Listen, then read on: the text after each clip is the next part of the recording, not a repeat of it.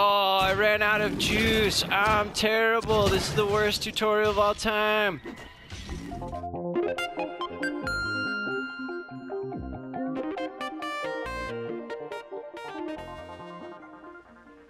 Hi everybody, Psychow here today to talk about the most useful characters in Trove. And useful, my friends, that does not mean best. Best and useful are very different things. I think if I was gonna make a best video, it'd probably be about who kills the most things the quickest. But that's not what this video is about. Nor do I think the knight is terribly useful. I start with the knight because I really feel like the class gem ruins this friggin' character. I think the ghost dash ability should have replaced this. And then I can shoot things and I can dash all Hadouken style for mobility's sake. A class gem that robs a character of its mobility is a really shitty class gem. This is my Ice Sage. It's worth mentioning at this point that this is a top 5, but they are in no particular order. If this was a best at killing stuff and things, I probably would put them in an order. But since this is a video about being useful, use is kind of hard to put it in order because you're using them for different things. Anyway, the Ice Sage is by far the best for winning at PvP. Because it's not really PvP, is it? It's capture the flag. And what's really good when you're trying to capture a flag? Having the only speed boost available to pretty much any character at all times really helps. Being able to freeze someone who's following you in their tracks is really helpful. But guys, I have a secret weapon. Check this. Oh yes, jump boost and chromatic catnip. My friends, you know what that does? The jump gives me so many jumps I could just like clear the entire map like it's nothing. I'm scoring things left and right that can't even touch me. And the chromatic catnip refreshes my ability damn near instantly. It takes like 45 seconds off of the cooldown. It's a minute-long cooldown. And now I only have a 15-second I'm freezing fools left and right. I'm scoring left and right. I cannot be stopped. I'd bet I have one of the highest win rates in this game of any player. Pretty much because I only ever lose when my team is totally inept. Let's see if I can show you what I'm talking about. Alright, PvP pro tips, guys. You're here to do one thing and one thing only. Score. I'll tell you about the best defender next. If you're playing an Ice Sage, your job is to score. If you're playing anything else, can't really help you. You're probably screwing up. Anyway, best way to score on this map, which this guy is clearly not aware of, is you just go straight up the middle, straight past your flag, and then jump down onto the capture points. So this is what I'm talking about. This game has a lot. That was weird. Hitbox on that was a little fucky. I think it is worth mentioning that having played a bunch of this character in PvP, the hitbox on the freezy bit, really weird. Sometimes it works, sometimes it doesn't. But man, when it does, still more useful than most of the ults. So yeah, as I was saying, you have to, if you're going to be playing PvP with the intent of winning, learn the best route to cap. This guy is straight copying me and has probably run into me in the past.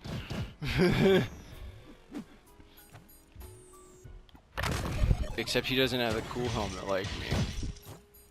Oi! Oi! Fuck off, mates. See, this is what I'm talking about. Oh, I would really like that ultra jump right now. I really like that ultra jump right now.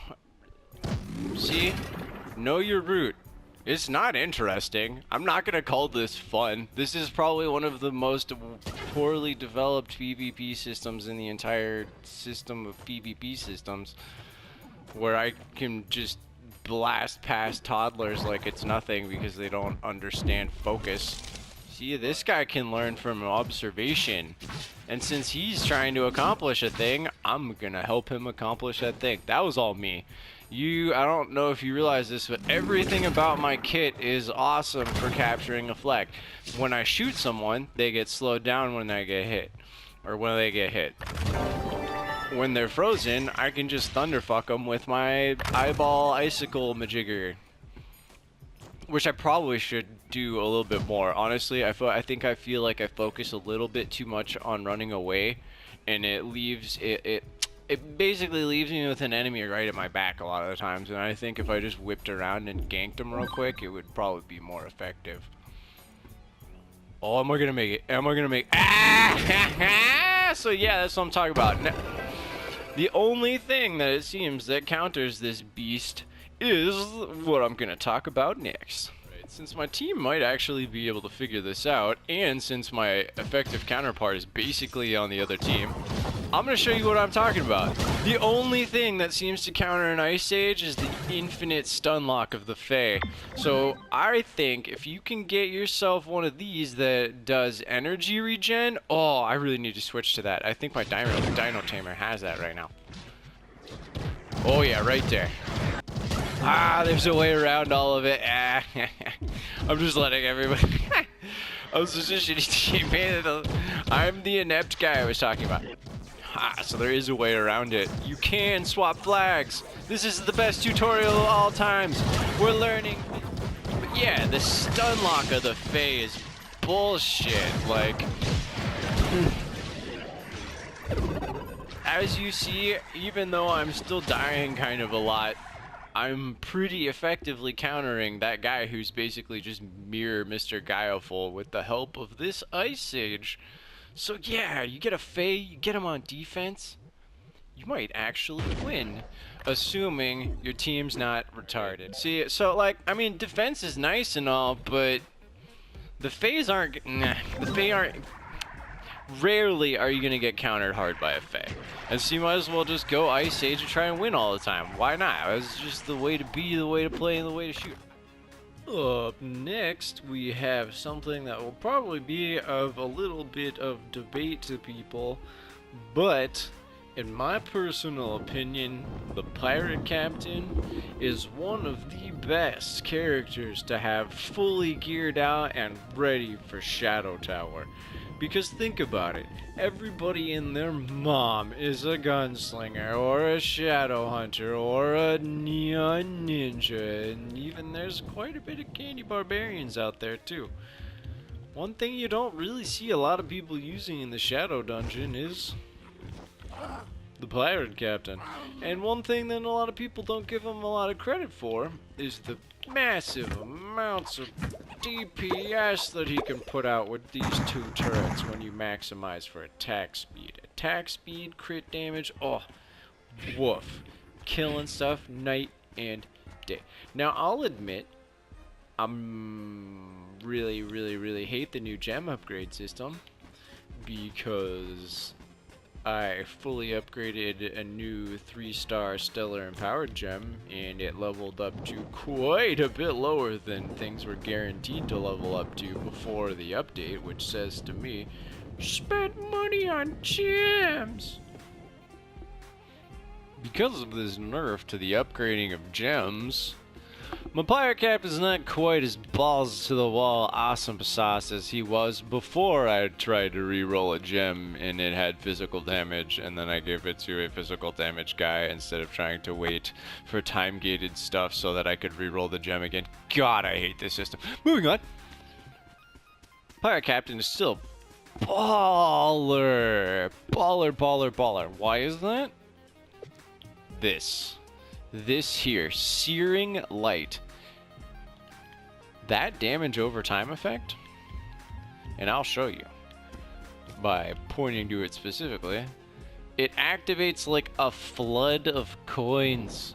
And the flood of coins means you have infinite energy, because you'll notice the Pirate Captain doesn't really use energy to do anything except for the creation of decoys. However, because of its minimal input on energy, it has a unique ability to only gain energy from collecting coins by damaging enemies. So the pirate must use his turrets and his gun to regain energy. So in this weakness of needing others to regain energy is actually his greatest strength, because you can jump indefinitely while still regaining energy from the benefit of your turret. And if you synergize it with Searing Light, woof. One thing worth mentioning before we get started is because of the nature of the weapon of the pirate captain, when fighting single targets like the bosses or the giant golem shadow guys, it's better just to shoot them with your shotgun. It has more damage per second, and it is obviously better since it shoots mostly one target. But when fighting hordes of enemies, and when trying to distract the god-awful pinatas of the pinata god, infinite decoys becomes infinitely useful. So you'll see, I already triggered the burninating of these guys, and as soon as the burninating activates, it's nothing, it's coins for days. There is no end to my coins, and since I'm doing a damage from 3 targets at once, not counting the explosion of the decoys, it leads to quite a lot of coins and quite a lot of decoys when the mob is nice and concentrated. So as you can see, there's quite a lot of soloing potential in this guy. I can make it all the way to Pinata before, honestly, the enemies are the issue. I've soloed Ultra Pinata with the infinite decoy method. So yes, another thing I almost forgot to mention is, because of the nature of Shadow Tower, it's good to have a character that's rare but still useful. You're guaranteed, well, let's not say guaranteed, you're more likely to get a plus 50% damage boost, which goes all that much farther when your PR is not quite where you want it to be. Up next, we have the Shadow Hunter. But before you go on thinking that this is going to be a video about how awesome my DPS is, you're wrong, because this guy could have been killed by pretty much any noob on the entire planet. No, we're here to talk about something far more tedious, but still incredibly necessary if you want to progress in mastery. We're talking about Radiant Shards. Costumes need them, recipes need them, costumey recipe ingredienty thingies for the weapon unlockers need them. Everything needs them. By my calculation, I still need about 40,000 Radiant Shards until I'm done with Radiant Shards, and I've already been through quite a few. So, while we're making our way up to this tower, let me tell you, my gear is all movement speed and jumps.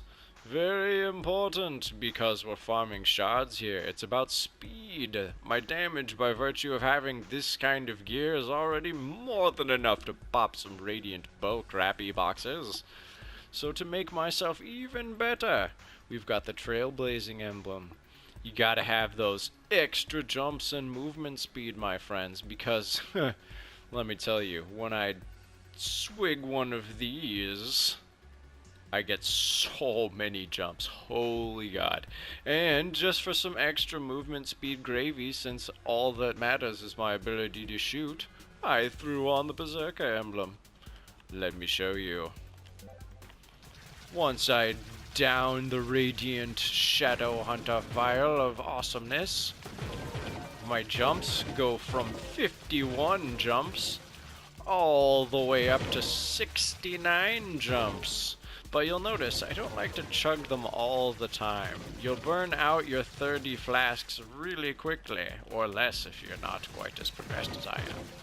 So instead, I like to use my flasks when I'm trying to clear large gaps in the height of the tower at once. I find that to be the most time-suckiest portion of the tower, so if you can get through the time-suckiness, well, you're not sucking now, are you? But don't take my word for it. Get a friend with an even remotely similar Shadow Hunter build and tell me you didn't clear the entire dungeon every time. And finally, my friends, we have the Boomeranger. Boomeranger? Boomeranger? I'm gonna go with Boomeranger, that sounds better. The Boomeranger, because he is so good at mining. I honestly argue he may have one of the best class gems in the game, just because of how freaking good it is at mining. Alright, here's a regular bomb. Boop! Didn't do shit. What is this nonsense? Dig down a little bit, throw another regular bomb. You get a little bit more. If I could figure out how to get out of this network, you get a little bit more. Kind of whatever, you know, some blocks. Now, my friends, dig down, throw the bomb. Crater.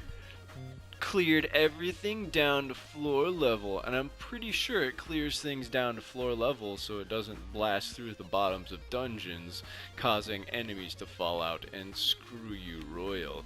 So, what do I like to do with my fully leveled Boomeranger? Oh yes, Lasermancy, attack speed, jumps and movement speed. Doesn't even have to be a lot of anything. I was not hoping for an S4 Lasermancy ring with Magic Find. I only wanted an S3, but hey, I ain't complaining. Oh yes, I would say the Boomeranger is probably the best miner in the game without a doubt. So I like to go even further and throw the Mega Miner emblem on him along with, you guessed it, the Trailblazer emblem. Because then you're just cutting through blocks like it's nothing. And when you're out of Lasermancy potions or when your shit's not on cooldown, boom, chickens causing crystallized clouds to come into your wallet like it's nothing. Yeah. So, that, my friends, concludes what I call my top 5 most useful Trove characters. I feel like there's a lot of potential for thinking outside the box with some of these characters to maximize your gaming potential. I feel like just the sheer dippy, fun, awesome, high mobility of the Neon Ninja deserves a slight honorable mention as I cruise off into the sunset. What characters do you feel deserve an honorable mention? What are some characters that are super useful for reasons I haven't thought of? I know for a fact the Revenant can pretty much stonewall anyone, so maybe there's some potential for some Fey Revenant defense synergy coupled with that high mobility Ice Sage. But the problem is you can't party up with your friends because that would be stupid broken. You'd win every time. Anyway, I hope you guys enjoyed this video. I hope you learned something. Maybe your comment will help me learn something in the future. I'll catch you guys on the flip sizzle.